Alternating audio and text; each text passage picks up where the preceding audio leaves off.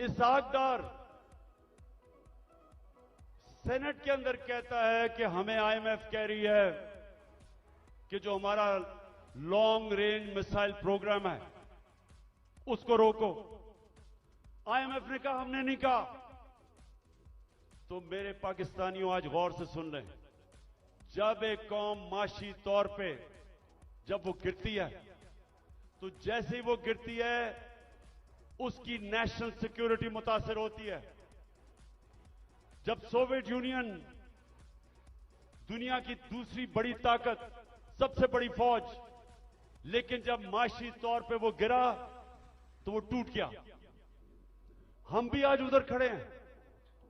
अगर हमने अभी जो मैं ये अब अगली बात आपसे करना चाहता हूं कि अगर मैं अपनी एस्टैब्लिशमेंट इस सारे पाकिस्तानियों को बताना चाहता हूं कि अगर अभी हमने इस मुल्क को ना संभाला ये सबके हाथ से निकल जाएगा।